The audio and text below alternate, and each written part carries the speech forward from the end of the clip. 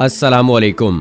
खान साहब, अपनी पूरी फाइनेंशियल टीम को एक साइड पर कर दो और मेरे कहने पर ये कदम उठाओ, पाकिस्तान का मुआशी बहरान टल जाएगा।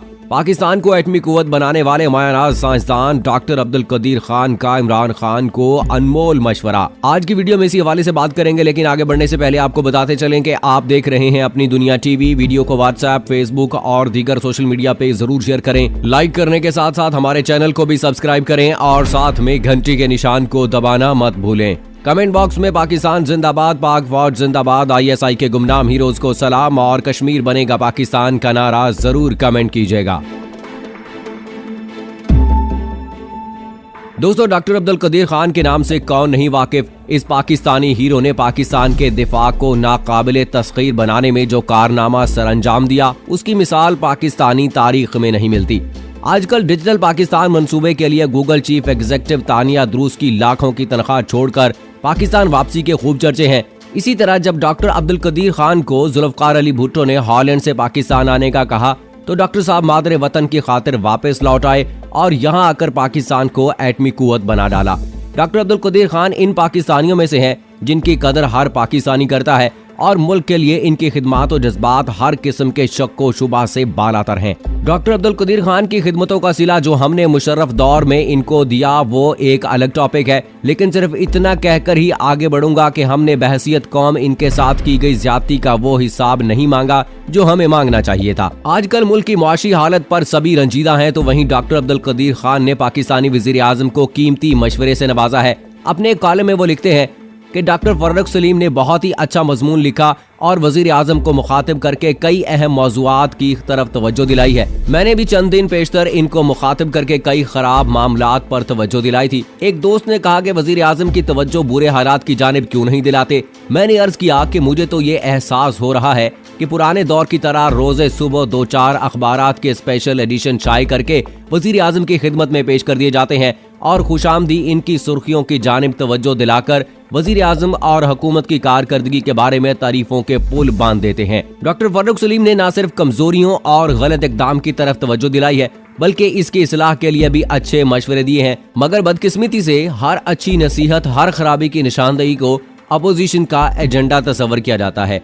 1864 में रूसी फौजें आहिस्ता आहिस्ता सेंट्रल एशिया की रियासतों को हजम करती जा रही थी। खुफिया इदारों ने अमीर बुखारा को बार बार खतरे से आगाह किया, मगर खुशामदी मशीरों ने कहा कि इनके बहादुर जवान रूसियों को इनकी सरहद तक भगा कर आएंगे।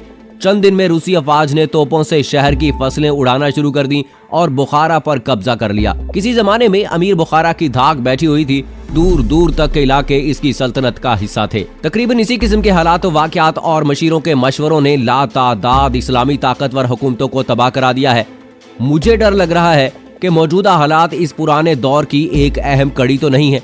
देखिए, अब ये एक आम तासुर है कि अगर आपने Oxford, Cambridge, London school of economics, Harvard, Stanford से कोई डिग्री ले ली है तो आप हरफन मौला हो गए हैं, या कि अगर आपको वर्ल्ड बैंक या IMF ने भर्ती कर लिया है तो आप फाइनेंशियल विजर्ड हो गए हैं। ये निहायत गलत तासुर है। इंसान यूनिवर्सिटी के नाम या डिग्री से माहिर नहीं बन जाता, इसकी अपनी कुदरती सलाहियत इसको माहिर बनाती है।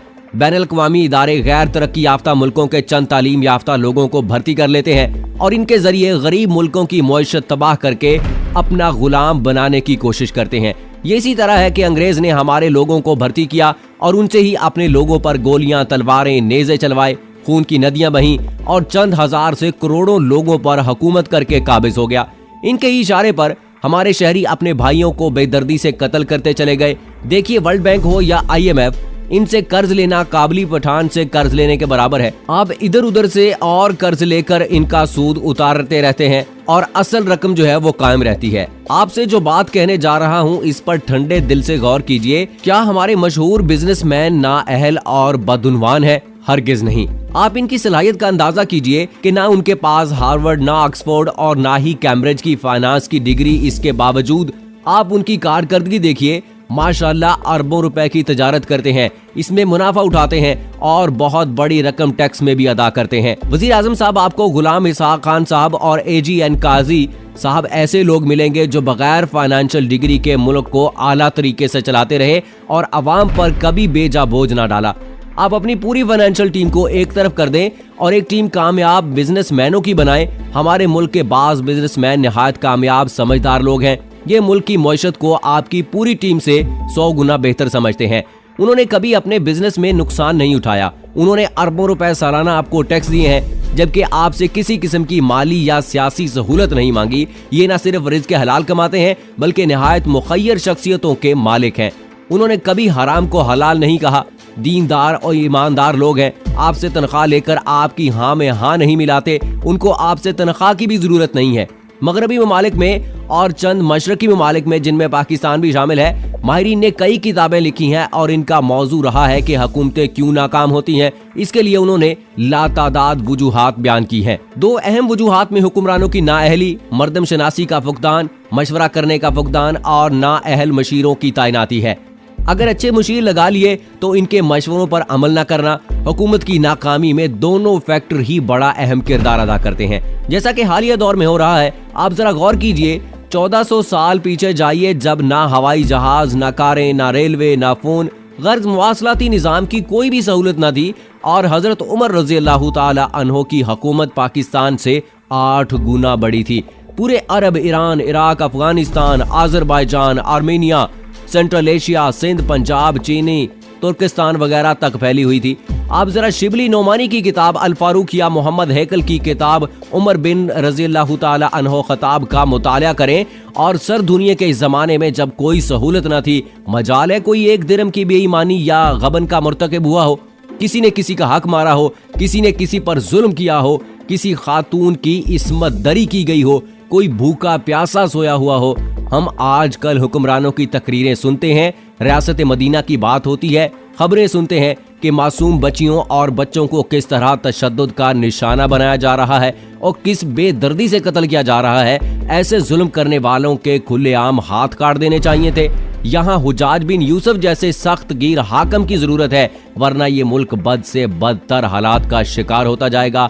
और ये इसकी सबसे बड़ी वजह है कि हम बातें करते हैं लेकिन काम नहीं करते हैं। सबसे बड़ी वजह यह है, अगर हम दीन इस्लाम पर अमल करने वाले लोग बन जाएं तो मसाइल सारे हल हो जाएंगे। अगर चोरी करने वाले का हाथ काट दिया जाए, जिना करने वाले को संसार कर दिया जाए, इस्लामी कानून नाफिज करें, ये सारे मामला जो है वो बड़ी आसानी से हल हो जाएंगे। दीन से दूरी जो है वो इन मसाइल की सबसे बड़ी वजह है।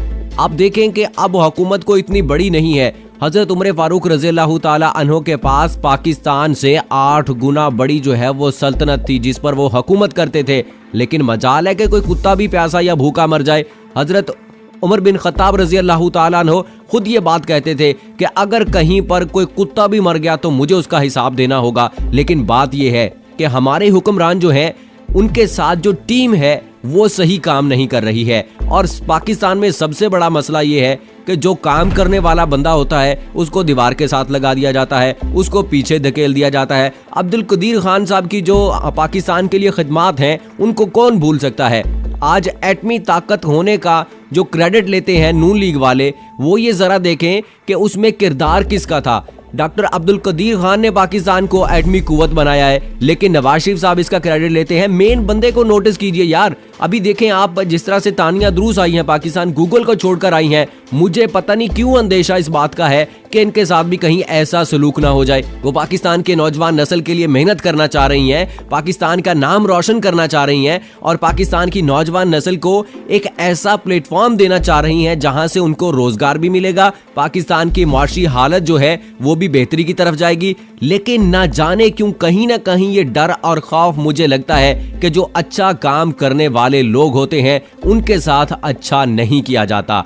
और तब क्या होता है, फिर इसी तरह की तबाही और बर्बादी जो है वो हमारी किस्मत में लिख दी जाती है। मैं मानता हूं कि ये काम आसान नहीं है। एक घर के सरबराह को घर चलाना मुश्किल होता है और पूरे मुल्क को चलाना कितना मुश्किल हो सकता है मैं समझता हूं।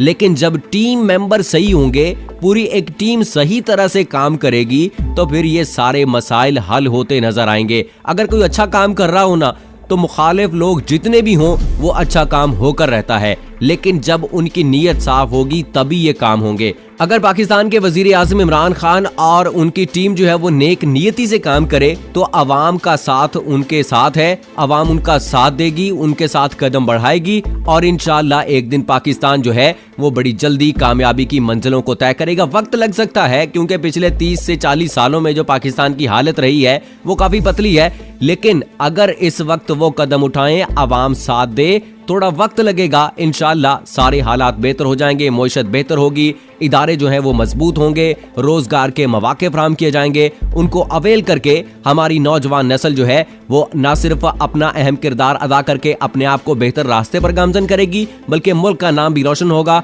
और मुल्क की मईशत भी जो है वो बेहतरी की तरफ जाएगी। इसी अच्छी उम्मीद के साथ मुझे अगली वीडियो तक इजाजत दीजिए। फी अमानिल्लाह।